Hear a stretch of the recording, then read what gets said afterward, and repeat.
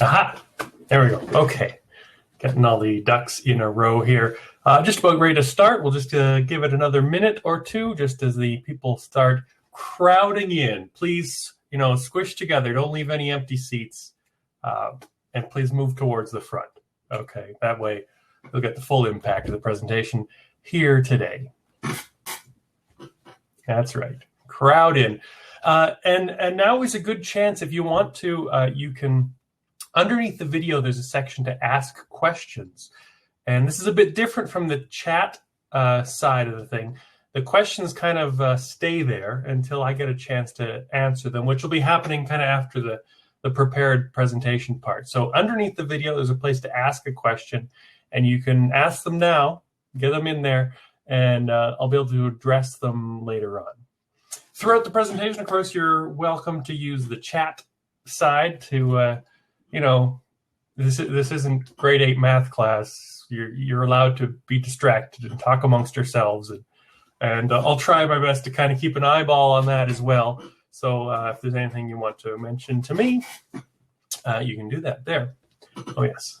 Now, before I really get going here, I was also going to have my backup audio recording, because I know sometimes these, once they're sent across the internet, they don't have very good sound quality. So I'm going to take my own recording as well. There we go. And actually, side note, I know there's a lot of performers coming here for this. This little sound recorder, it has built-in really good quality microphones. I use this all the time at shows. I set this right on the front center of the stage. Whereas the video cameras in the back of the room, this picks up all the quality sound from the show and from the audience. And then later on, I mix them together. So bonus tip when it comes to creating video and communication, sound is more important than video. All right, I'm gonna set that there and let her rip. Okay, yeah, that's right. Bonuses already, we haven't even started. But let's get this ball rolling. Let's rock and roll. And let her rip. And I'm going to see, again, this is my first time doing this in this system. So I'm going to see if I can figure this out and go full screen on the slideshow like so. So we're going to be talking today about effective design and what that means for you as a business owner, entrepreneur. As I said, anybody with a project they're trying to share with the world. We're talking about how to package in your whole message through design and communicate visually on top of verbally. Because especially in this day of social media and all that stuff, people are always just like soaking it all in, and the words itself don't necessarily cut through. If you want to impact someone, you can do this on your own Facebook page. Share a post. Written post, and then share a photo and see which is going to get more reactions and more attention. And that right there, that's it. We can stop the whole thing. That's all you need to know. Images make a stronger impact. But I'm going to get into some of the details about how and why and whatnot. So let's get rolling. My name is Ryan Pilling. And I'll be your host today. And I have been a designer for, well, let's see, what year is it now?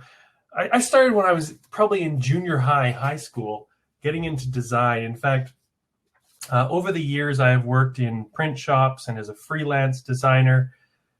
And I got started back in the day in my school newspaper. We would literally put together the newspaper using a wax roller, which is like the old school way of doing layout and design. That's actually where the terms copy and paste come from, is when you were pasting with wax. So that's me. In fact, I first started, my first ever design program when it came to computer design was CorelDRAW version 3. And you can see there the date of that, 1992. Younger than I look, I guess. This opened up the doors to me, and I've been learning ever since. So now I've been a graphic designer a long time, but I'm not asking anybody else to put in this time and be a designer. We're not talking about how to be a designer. We're talking about how to be an art director, how to formulate your thoughts in a visual way to communicate with others, whether you're communicating with a design team, maybe you're working with a professional designer or doing it yourself. But I'm going to talk about kind of the bigger picture, more so than the technical details of how to be a designer. Well, we'll get into some of the actionables later on as well. So to begin, let's play a little game. We're talking about personal branding and what that means and how design communicates. And one of the most powerful things that design has done is create some mega brands, things that are instantly recognizable via picture alone. I've created some very boiled down, bare bones branding things, and I'm going to see if we can recognize them from the bare essentials.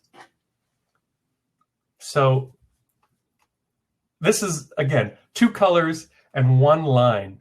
And I know everyone in the room here knows exactly who this is and what I'm talking about. But more so than just simple name recognition, every brand comes with a set of pre-programmed feelings, emotions. You know, looking at these 2 colors might make you a little thirsty because the graphic alone is communicating a lot more than just what's on the page. Right? Again, 2 colors, a simple shape, and we all know what we're talking about. This is because obviously these brands have been, invested millions into hitting you with them over and over and over again. Now this one, depending on the demographics, some of you guys might not recognize this one, but again, trademark suits have been, over these 3 lines. People have been sued for using these 3 lines. And then I know some women want nothing more than to receive a box like this. And that's the power of the brand, because it doesn't matter what's inside the box at this point. You know that this brand is so strong that whatever's inside the box is going to be great. And that's what you can accomplish if you design your own personal brand, your own image on purpose, is that people recognize it instantly. They're excited about what's inside because they just recognize it. All right.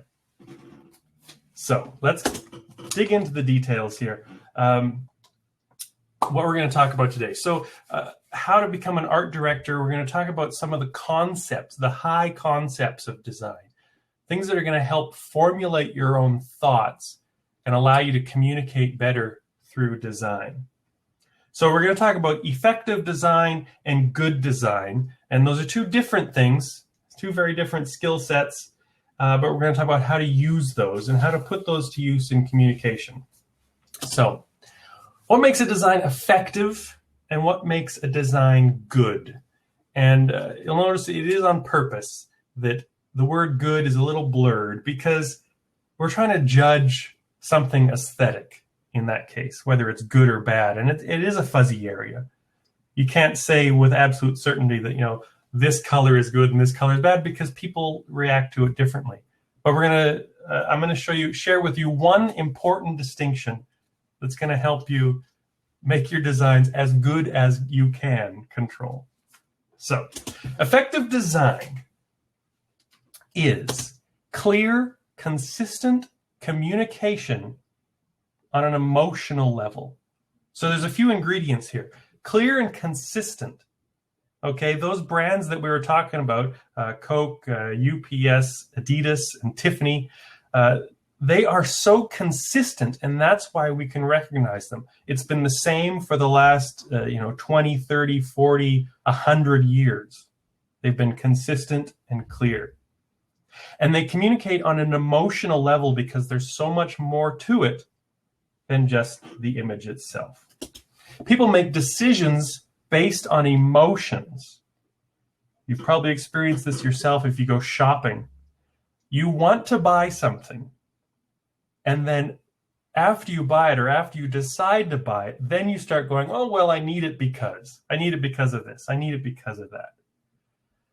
So the root decision that you made was mostly driven by intangible things. And then we back it up later. And so when you're communicating with design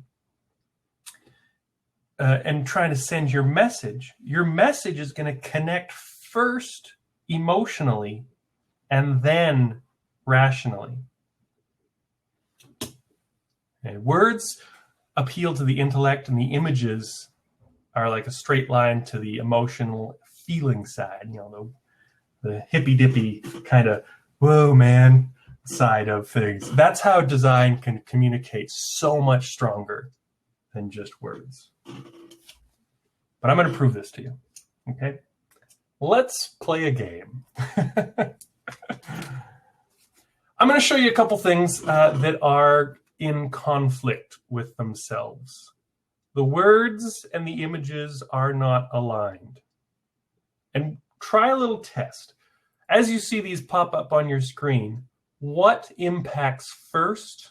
What impacts strongest? Words versus images. Round one.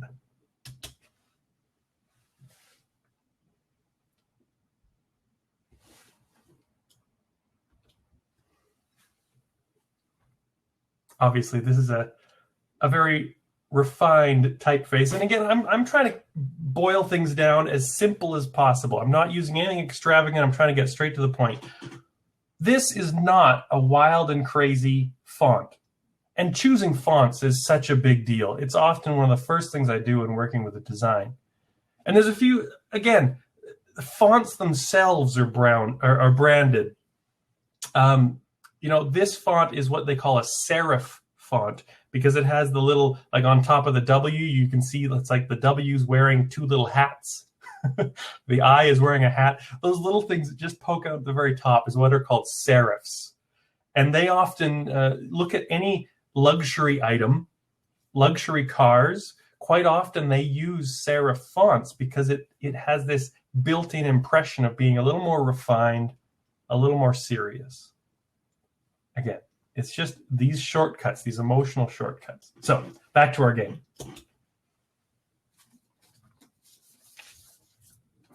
Some people are very pursue aggressively. And here we have the exact opposite of the wild and crazy guy. I don't think this is the person I want to take my cases to, if that's the sign that this lawyer is using. Again, it says so much that I need to know about this person.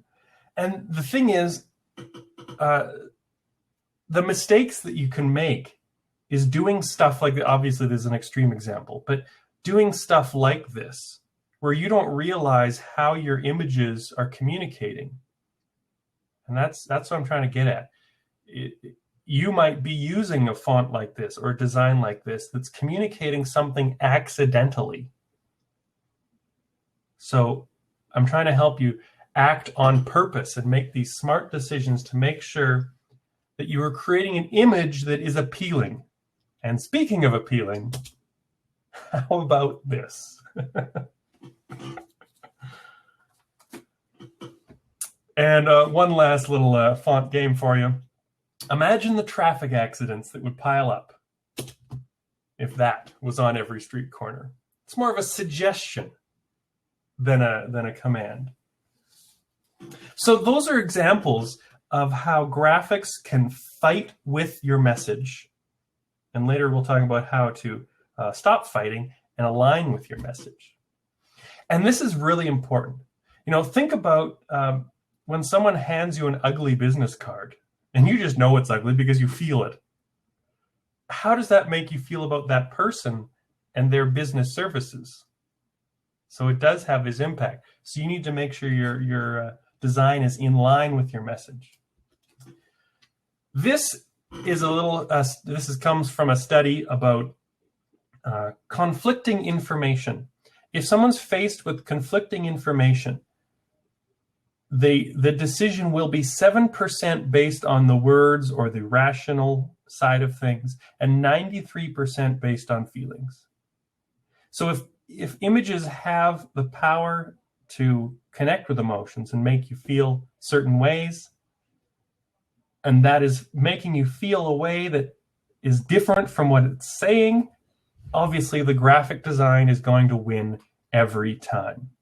All right, this is the classic example. You know, if you're in a fight with your girlfriend or your wife and you say you love her, but your actions do not speak the same message, I think we all know what is going to win. So that is effective design. It's being clear, it's being consistent, and it's communicating emotionally. That's how design can get in and spread your message. Now, flipping over to the other part of this, good design. Again, this one's a little bit tricky to define because you could go to an art gallery, an exhibit. Two people could be looking at the exact same painting on the wall. And one person would love it, and the other person would hate it. And that's fair. That's allowed. We have our different aesthetic opinions. But obviously, in your business, in your project, you don't want to leave it up to opinions. You don't want to gamble with your website like that, whether, you know, some people might like it, some people might not. That's not okay. All right? So when it comes to good design, it's hard to say what is good. It's hard to say, if you do this, it will be good. There isn't really that correlation. Any design I do is a bit of an improvisation. I'm working on it as I go. I'm figuring it out. So years ago, I came across this phrase that is the absolute best definition of good design that I have ever encountered.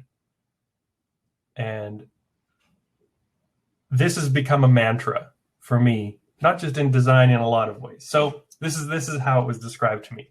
Good design is the absence of ugliness. So what does that mean?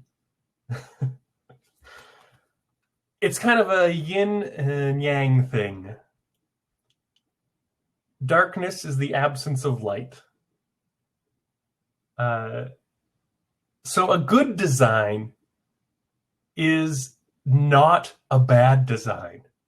And that's the best you can say. That's the best you can do. So, but don't worry, this isn't quite as hazy as it sounds right now. But I want you to remember this phrase, the absence of ugliness. And when you evaluate your designs, this should be ringing in your head, the absence of ugliness. How can I remove the ugliness from this design? And we're going to get to that in a moment. Because the tendency is, if you have an idea, maybe your idea starts off nice and simple, right? You just have the basics idea, but especially if you're the kind of person who has Photoshop and you like to go in there and play with the different effects and tools, the more time you spend on it, the less simple it's going to get. This is your design.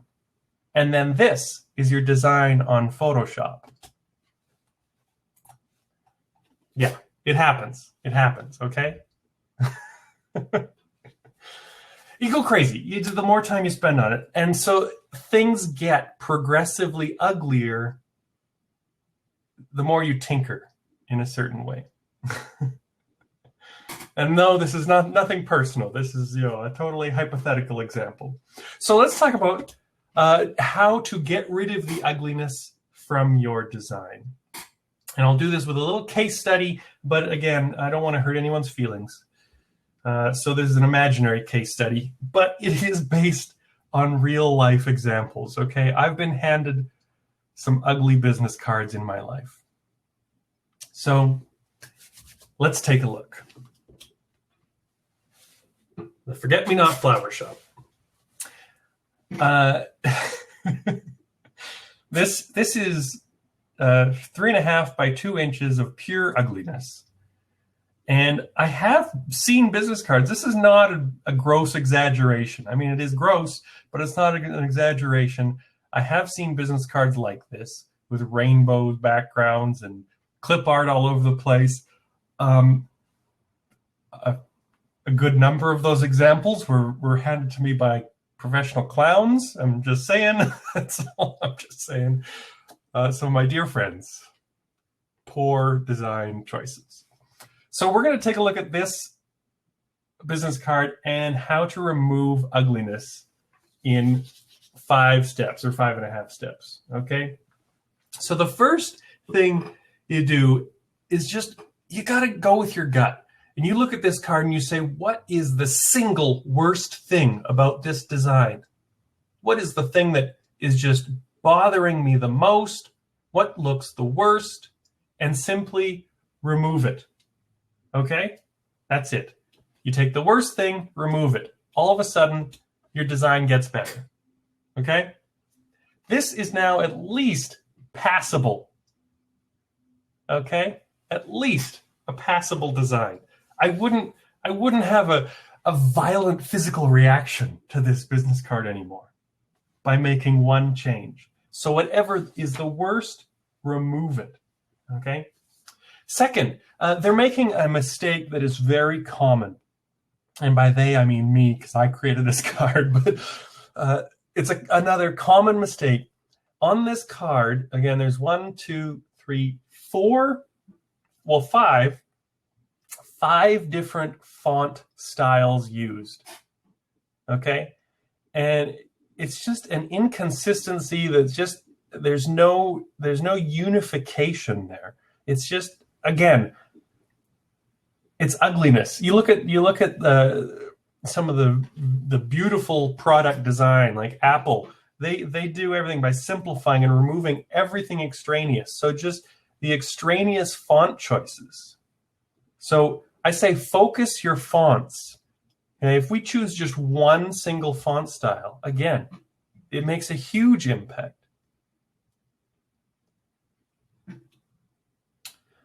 And again, same idea about focusing is you focus your colors, okay?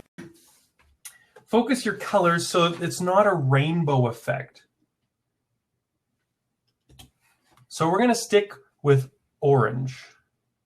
Orange and green, that's a good flower thing. And when I also, sorry, I skipped ahead. I was also replacing these random clip art things with one photo because photos speak so strongly in design.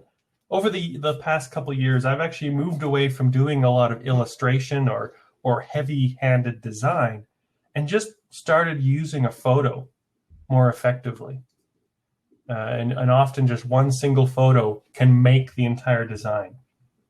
So I often start with a font, start with a photo, and from there the design grows organically. So, oh, that's a flower joke. So picking a photo, focusing the colors, again, you're just removing all the extraneous stuff. Now, photos are great. Photos are great, but they can be better. So starting with our photo here, how can we make that photo speak more strongly? First of all, we have a distraction. That box around the flower is a different color from what we want. And so we're just going to remove that. Okay, that's what they call cropping or close cropping or masking a photo. It's removing the background. And again, this business card is starting to come together. Starting to come together here. So we can improve that photo more so.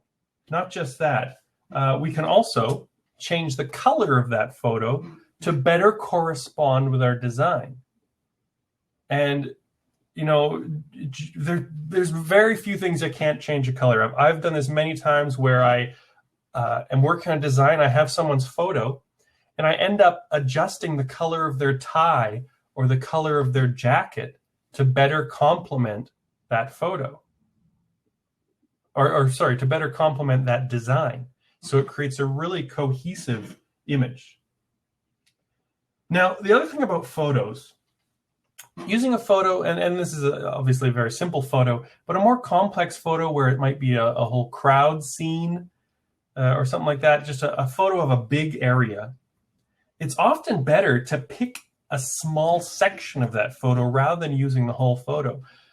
This is quite popular in the late 90s. If you look at movie posters, it would have, you know, a half of Nicolas Cage's face and half of the other actor's face on the poster. They found out they didn't even need the whole face on the poster.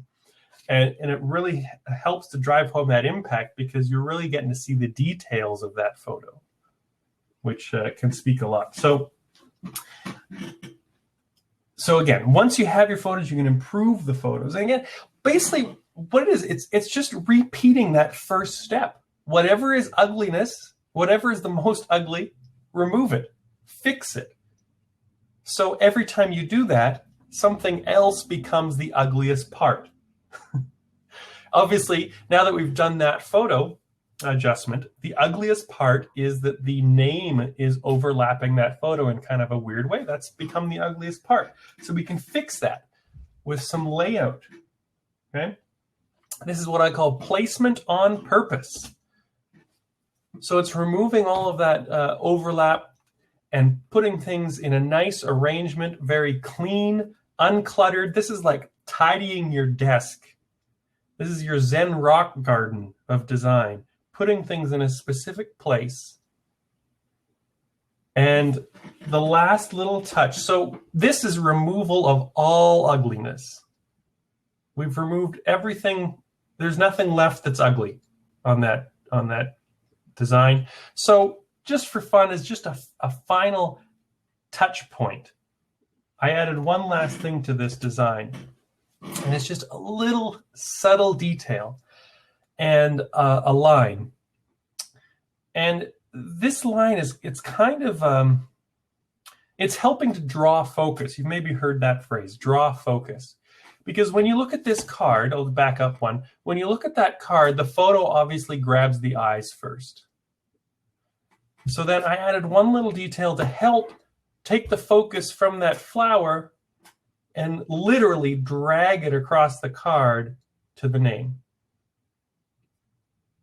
So that's it. 5.5 steps. Cut out the worst. Focus your fonts. Choose your colors. Pick your pictures. Improve your pictures. And placement on purpose. I wanted to give that to you in a list form because, you know, well, there's three kinds of people in the world, okay? Those who like lists and those who aren't good at them. So that's it. We went from ugly to absence of ugliness in 5.5 steps. And again, each step, we were basically just removing whatever was ugliest, and going from there. So the more you think about it and you know, work on this procedure, you'll get better at it. And most important, you have to resist the urge to put the ugliness there in the first place. Okay? Do not Photoshop your designs to death. All right, so that's it for that portion, talking about those two design concepts of effective design and good design. And if you can keep those ideas in mind as you design things, I think it'll make a world of difference. In fact, this itself, okay, this slide intentionally left blank. That's actually poor design. That's a poor design from my part. Okay, and it's not a question of the font. Okay, that doesn't make it any better. It's not a font issue. And in fact, it's not that it's missing photos to communicate better, okay? I'm not helping my case here. Okay, if I want to communicate with the utmost clarity what I'm trying to communicate here, the absence of ugliness would be this.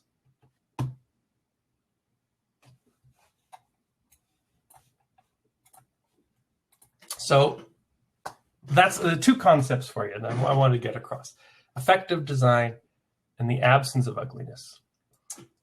And again, whether you are doing the design yourself or if you're directing someone who is, this will help you to make those decisions to make sure you remove ugliness. Now, there's more. Don't worry, there is more.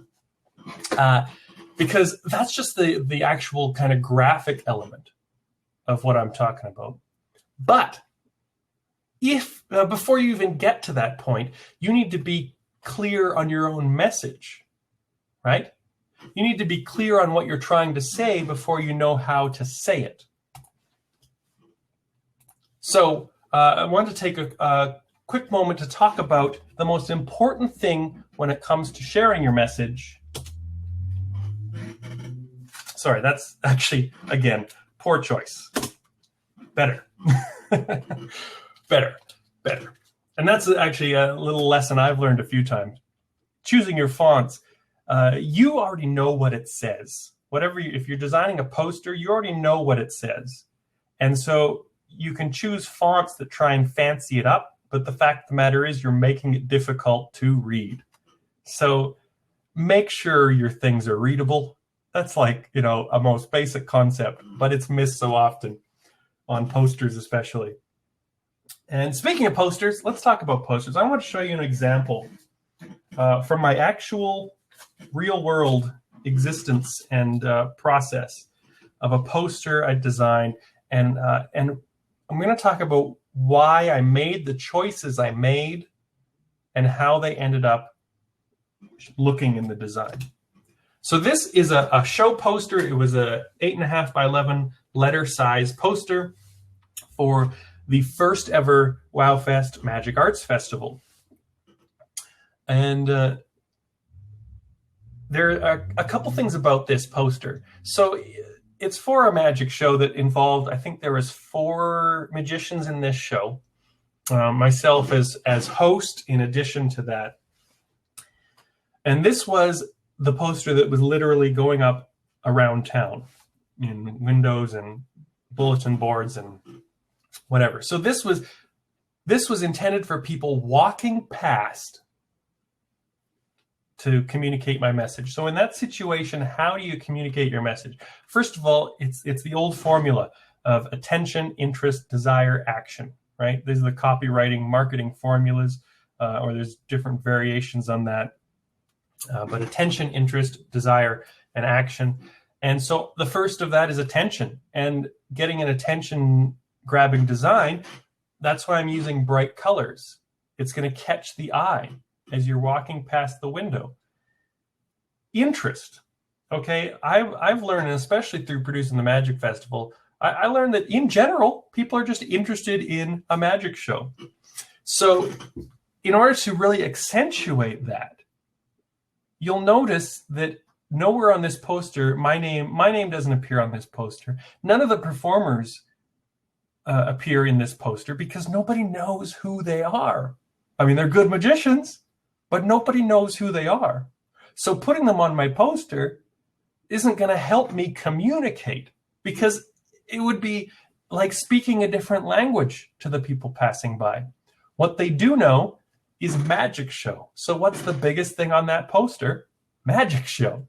That is communicating clearly.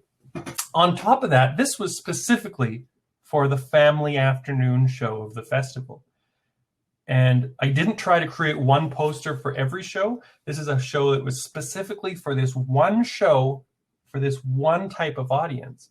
And so I'm able to focus in on that with clarity, with purpose. It's for families to show a picture of a kid, okay? They know it's for families. It says in big letters, family fun. In fact, the name of my show was chosen in order to make a good poster. That is the clarity. And from a clear message comes clear design. Now, this says everything you need to know as you walk past it. And then for people, once you get their attention and interest, then it has the smaller print details for people to check out. Okay, so that was the first year. This next one, and I think the colors are a bit skewed on this. It's not that pink. It was more of a deep red magenta kind of thing. But the colors got skewed on this graphic. Again, it's all about clarity. Now, I know certain magicians say, oh, man, you should never use a top hat and a rabbit. That's so cliche, right? What message does that send?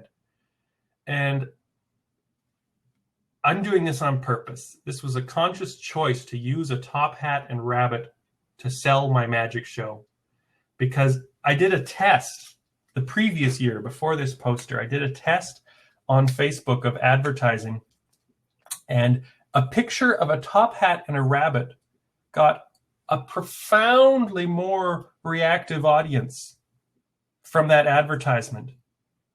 People just were clicking through that ad, I think about 4 or 5 times more compared to something with this graphic. If I remember right, this was the graphic I used. So compared to that, I had a photo of a top hat and rabbit that did way better for an ad. So I took that information and I created my next year's poster using that. And looking back on it, it makes sense. Because if we're talking about clarity in your message, what is more clear for a magic show than a top hat, a rabbit, and a magic wand? Okay, that is the international symbol for magic. So if I'm trying to say in an instant, this is a magic show, how do I do that? Okay, if you're a plumber, a plunger and a monkey wrench, the international symbols of plumbing. Why shy away from that? If you're trying to communicate effectively in a short time span, you got to use these shortcuts. I don't have a rabbit in my show. I don't have a top hat. And it doesn't matter, right? I'm talking about communicating this. Once they get to the show, they'll enjoy it, whatever happens. And now, okay, I don't mean to say that I'm all perfect either, because this was last year. The previous poster was the first year. In the middle, I made a little error.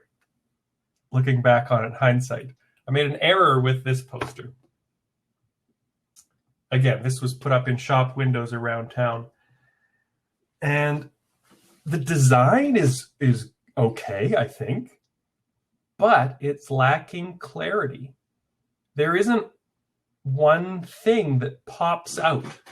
Now, my idea at the time was to try and communicate how much stuff was part of the festival. There's so much stuff going on, and you can choose your show. But in that chaos of trying to say it's all of this, like, whoa, there's this and that and this, the message is lost. There's no single point of focus for people to grab onto. It maybe got some curiosity from people, but honestly, if you're walking down the street, how many times have you stopped to look at a poster if you didn't know what it was for already? Something caught your eye to say, oh, that's that, and I'm interested, but here there's nothing. It's lacking that clarity. So when I talk about making sure your message is clear, I want you to think about it in terms of a billboard on the street. If you're driving past a billboard, you have about 3 seconds to understand what it's about.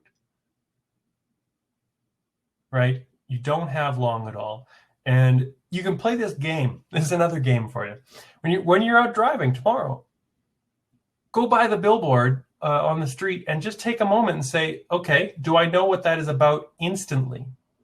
If not, I think it's an ineffective design.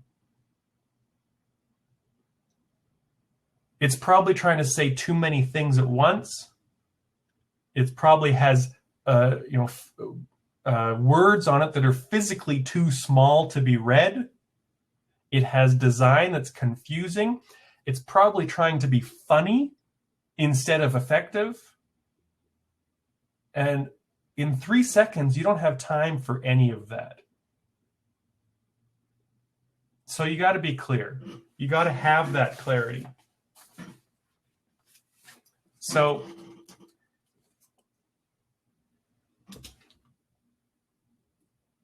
pictures and designs communicate stronger than you might have originally thought. Pictures are worth 1,000 words.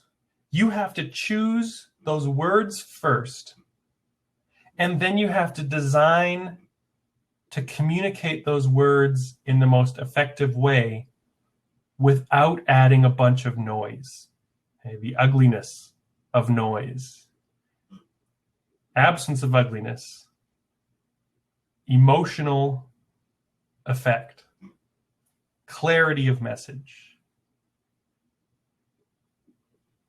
That's all it takes. But pictures are worth 1,000 words. actions speak louder than pictures are worth 1,000 words. So let's talk about action. Let's talk about how we're actually going to do this. And this is where we're starting to break down in a little more casual time. Hey guys, it's just you and me talking about how to actually apply this stuff. And I found just literally a couple days ago, I was looking to try and figure out how I can best help you apply these principles without being a designer. Okay, I've learned Adobe Illustrator, I've learned Photoshop. It takes years to really understand those programs, and if you're using them all the time. But we're talking about how to get a design out for my project today. Okay, you don't have time to mess around. I found something that in the time it would take you to actually look up how to do something in Illustrator, you could be done. That's what I found. I'm really excited about this. So it is, let me pop over. I'm going to show you the live example here. And switch back to that screen. It is called Canva. You may have heard about this. You may have even tried it out. I tried it out, and I was literally blown away by how easy it is. So let's see. This is live here in Canva. It's entirely based on the internet. There's no software to download. And these are 3 designs that I created while I was just playing with it. Each one of these was literally a minute worth of effort. Okay. So I can go into the design, you choose a layout, and then you can just adjust it. You can type, you can change your text, you can change the font to different fonts. You can add in graphics. It's quite amazing. I was literally blown away by how fast you can do this stuff. Now, the way this works, if I go back to my projects here, so this is a good example. This is something that I created from scratch. This wasn't a preset template. Again, it still took me a minute, literally a minute to do. You search, I did a search for magician, I think, in their search here, which pulls up pictures and photos of magicians. And I dragged one of these, this one here, I literally dragged it onto the screen and placed it. Now you'll see in the screen here, it has these little cross check marks on. That's what they call a watermark. And that's preventing you from stealing it. Because I created this design, but I don't have rights to that photo. So if I wanted to actually use this, I would have to pay $1 to use that photo. And so I created my design, it has that. And if I was to download this, it's asking me to pay them $1 for the rights to that photo. And honestly, it's hard to beat that deal. Okay, compared to, you could maybe go on Fiverr and have someone create that for you. It would take 2 days longer. It would probably be lower quality. You could pay a professional designer who would do something like this. It would take a week and it would cost you $60. Or you can use Canva, a minute and $1. I think it's hard to beat that. Because doing this stuff, especially in social media, again, you want to be putting this stuff out every couple of days. So anytime you have a message to share, you can come in here. Question here, does Canva let you use your own photos? Yes, it absolutely does. You can go to uploads here. I haven't uploaded any, but you can upload your logos. You can upload your photos. You can upload any graphic elements that you have, and you'll be able to incorporate them into designs. So, and they also have a nice thing. You can share it straight on Facebook, save a step. And everything you do in here is also saved in your designs. They have all sorts of templates for presentations and posters. If I was to start a new poster, we'll see how long this takes. if I want to create a show poster for next year's Magic Festival, let's see, just for fun, I'll try something circusy. Let's see. Oh, I kind of like that background. Let's try this. So I can drag it on there. I can make it as big as possible, like so. And try this. Honestly, I haven't done this very much, so I don't really know what I'm doing, but I'm trying it out. We'll add a square. Good thing, good news, people, the squares are free.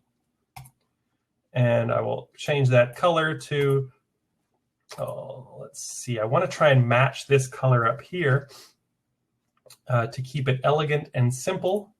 And how do I do that? There we go. Okay, so I'm dragging it around, trying to find that kind of reddish purpley, like that, and then a little darker. Okay, there we go. I'm making progress here. And then I would add some text. And the nice thing, they have kind of pre-formatted text, which is kind of cool. So I could do, let's see, this one. Well, this is becoming a very classy kind of design. Make that white. And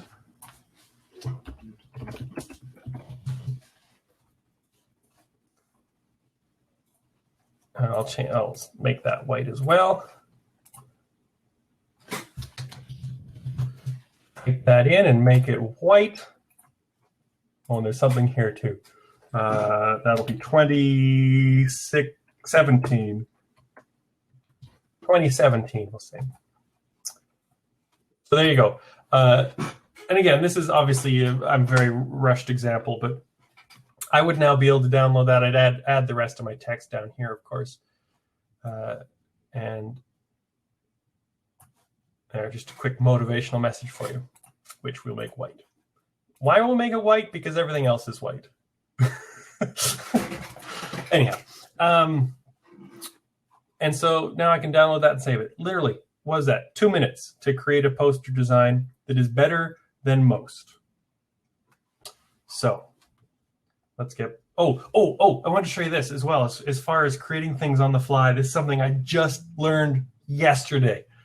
I have an Android phone, and I use Google Photos, which automatically saves all my photos. I found out yesterday it does videos. So I took a bunch of photos, a couple short little video snippets, and on my phone, by pushing buttons, I created this video, which I think is pretty cool. And this is obviously giving an example of my my two-card Monte trick, which I can then post to Facebook. And it just creates this slideshow. It's similar to what Animoto might do, but I found it way easier. It's already on my phone, and it does a pretty good job.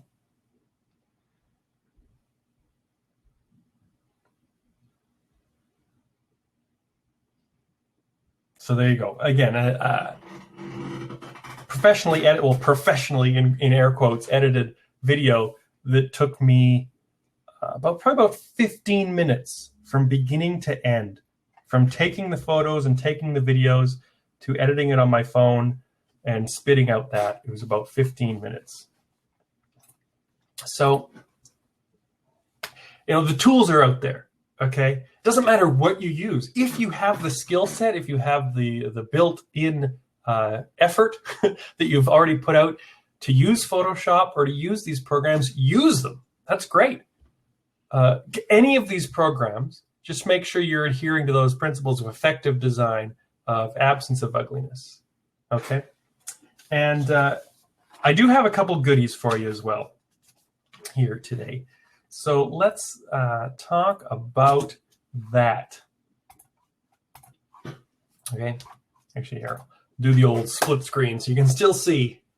And actually, I wanted to point out, so my purple background here and my blue shirt is design, okay? It's designed on purpose to be simple, to remove distraction from this video. So these principles apply everywhere. The absence of ugliness. I mean, I'm working with what I got, but the shirt and the backdrop were choices to remove ugliness from the video. A plain shirt, a plain backdrop. So anyhow, let's talk about a gift. That's my best French right there. Pour vous. A gift pour vous. So I wanted to say thank you. And this is a thank you certificate that you'll be able to download. This is a template that you can customize. Again, as easy as Canva, as easy as those other tools. Takes a minute. This is a PDF file that you'll be able to download, and it is built into the PDF file to be something you can change. So if I wanted to, thank myself for this presentation that I'm doing on July 26th, 2016.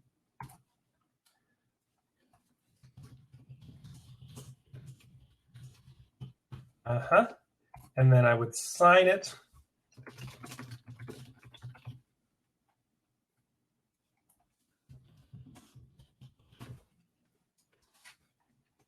And over here it has just a subtle little place to put in your contact information.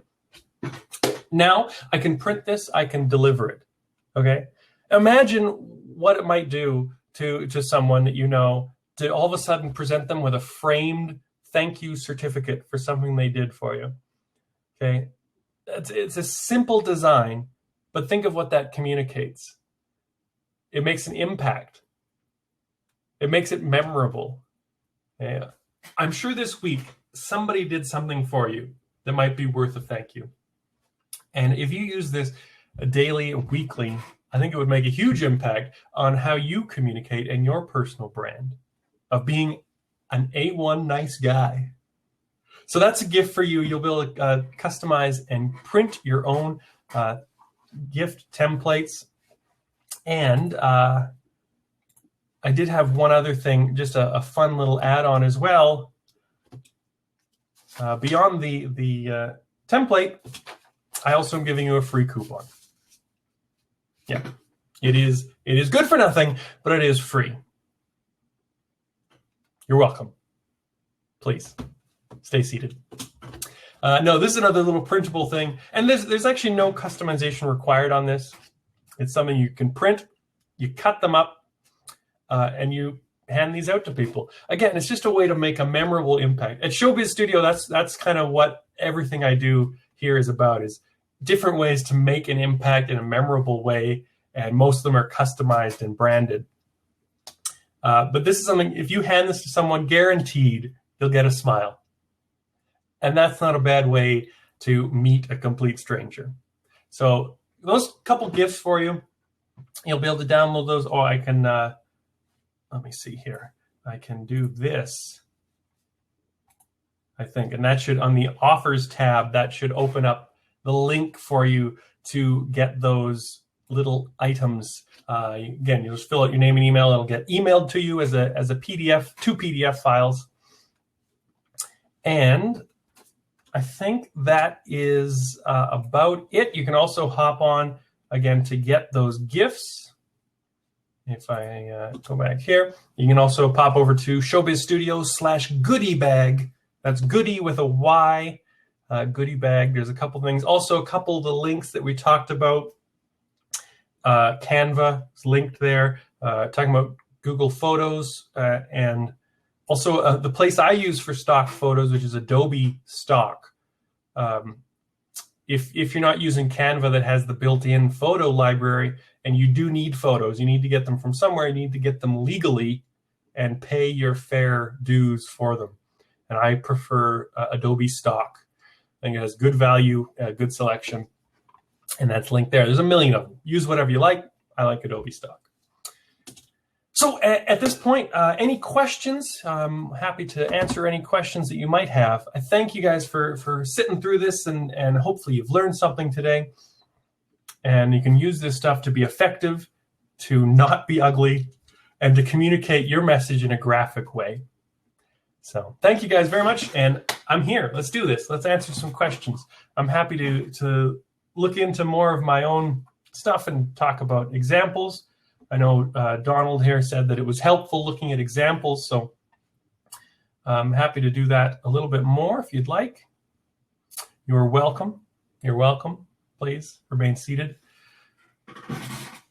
Dean mentioned a place called pixabay.com is a great place. I believe that's for free stock photos. Again, Dean Hankey, if you haven't already connected with Dean, he's a master at this stuff that's effective and easy, and he calls it no excuses times 10. There's absolutely no reason why you can't do this stuff if you have the resources, the tools. So definitely check out the Dean of Success on Facebook. If you haven't already met him, could change your life, let me tell you. I just wanted to show you on the side here, just a couple examples of just a few things that I've done. This is the two-card Monte trick, which, again, I have my own, as you saw in the video. It's just a simple little magic trick that I produced at Showbiz Studio. This was a customized example for a magic convention, and these two guys were the ones in charge. So I made them their very own personal gift surprise version. 52 on 1 is, again, it's like the best icebreaker business card you can have. Similar to the free coupon, it allows you to walk up to somebody, interact with them, make them smile, make them laugh. And in this case, it would be personal branded. So it ends with gifting them your business card. Have you ever gifted someone your business card before? This is a valuable gift you're giving them, which is also your business card. So the 52 on 1 card is a lot of fun. Roll up magic wands is another. Again, these are all things that I create these to make a memorable impact with people. And it also happens to have your marketing message and branding built in. This is the roll-up wand. This is the printed home version, which is just black and white. The one you see on screen is the color, professionally printed version. Inside of this, there are 5 different magic tricks that are taught. So these are great giveaways. I use these all the time to give away for family audiences.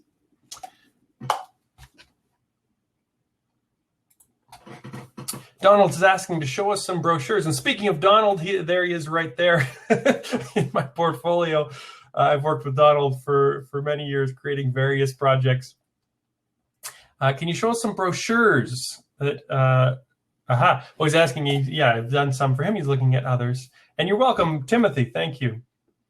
And yes, Canva does have a lot of great tutorials. Even though it's so simple, they've really gone above and beyond to teach it as well. So, I think it's an amazing tool. So yeah, I have a couple more examples. And some of these actually you may have seen because they have toured through your area. There's various more of the 2-card money. These are in a random order, so I'm just kind of going on the fly here. Yeah.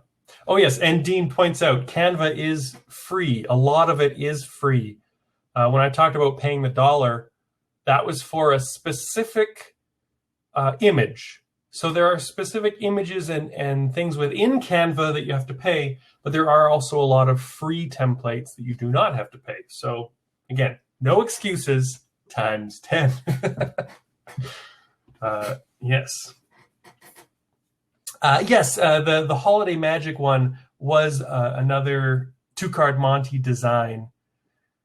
This was specifically presented as a gift from a company to their people.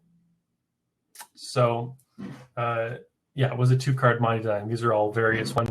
The middle one was my very first ever design that I did for myself. Oh, and actually, there's another great point to talk about clarity. I no longer call it the 2-card Monte. The 2-card Monte is an old name, the original name, but I did my little research and testing.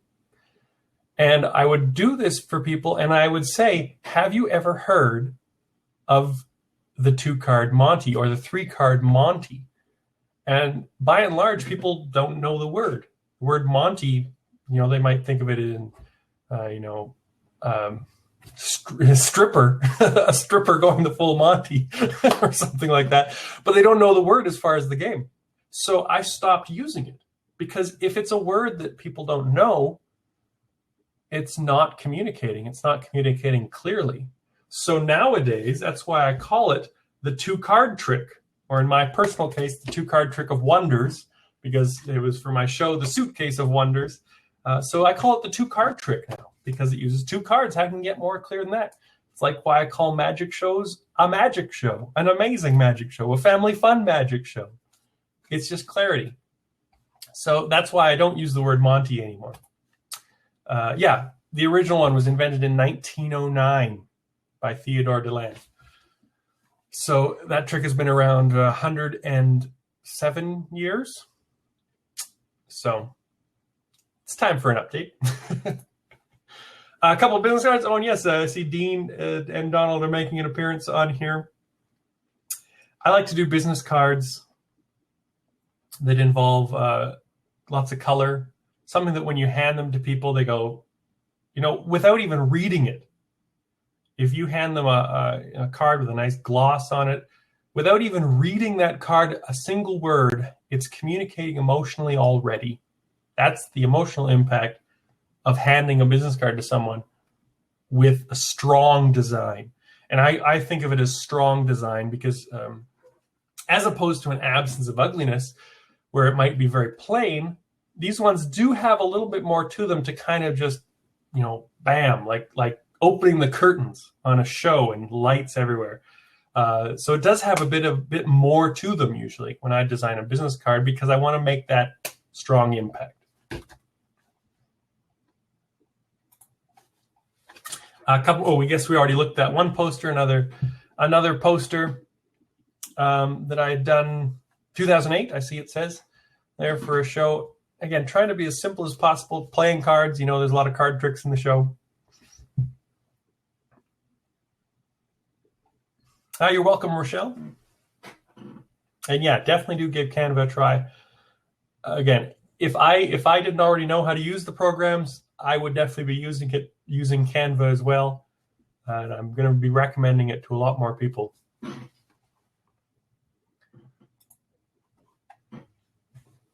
A couple more posters. Again, just trying to create the vaudevillian one is for a fringe festival show. And so a big part of that is cutting through the noise. If you've ever been to a fringe festival, you see literally a whole wall of posters. And I mean a wall covered 10 feet high and 40 feet across of posters everywhere. That's a fringe festival. So you need a poster that's going to cut through that. And so many posters, like the Jaw Droppers one, wouldn't work in that situation because it's not being clear, right? It's fine on its own. It tells you what's happening in those shows. But in a fringe festival, it would just be noise. So for the vaudevillian, I wanted to create a poster for him that really just, like literally, there's this guy just staring at you, obviously looking a little bit odd, which is good when it comes to a fringe festival show. And so it's designed on purpose to do the job and communicate the message. Okay. A couple more posters and designs that I've done over the years. These were for an annual touring show that used to be my favorite show to go and see. Unfortunately, no longer touring. But these were used primarily as a magazine advertisement, actually. This is where these were put. And each year, a different theme. I think I did about 4 different years for the tour. Trying to create something different, something new and fresh each year.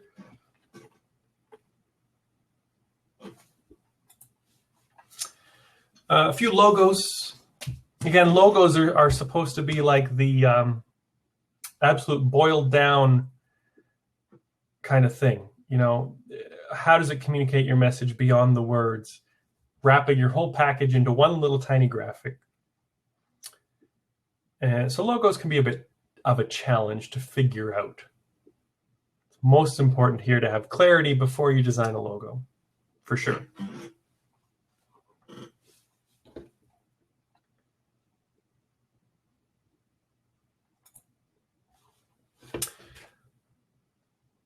This, actually, this was honestly just design I kind of did for fun more than anything, but I ended up using it for the WowFest Magic Arts Festival as a t-shirt design. I wanted to design a t-shirt that was, the thing that bugs me about t-shirts when they're from an event or something is that they're just an advertisement for that event. And I don't want to walk around wearing an advertisement. I want to walk around wearing something that's fun, that I enjoy.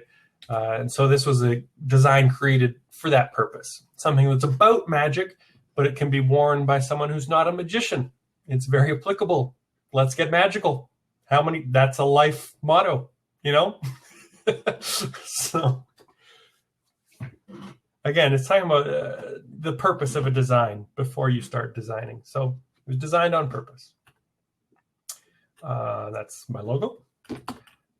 That's something completely unrelated. This is an old, that's my book. Okay. Again, these are just random portfolio things from something I did a while ago. So not necessarily on point today. And, oh yeah, I think this is the last one. This is just a couple more examples of designs. Again, this is a one sheet that I did for Max Howard. And he wanted to create an impact with his design. That was actually why he came to me. He wanted to create an impact with a strong design that really sold his experience and history as a performer in a business world, in a speaker world. So he wanted something that just grabbed a hold and screamed theater. And so that's how that design came out, as something to really stand out through the noise, compared to most other people who would have, pretty bland brochures like that. And yeah, so I think that's it. That's all the examples I have for you today. Again, thank you so much for coming to check this out. The whole replay, if you missed the beginning, fear not. The whole replay will be available, coming soon to an email near you. So if anyone has any last questions, now is the time. Otherwise, we are just inching over an hour in total, which was about what I was planning on. So thank you very much. And yeah, I'll just sit and silently stare at the camera for a little bit.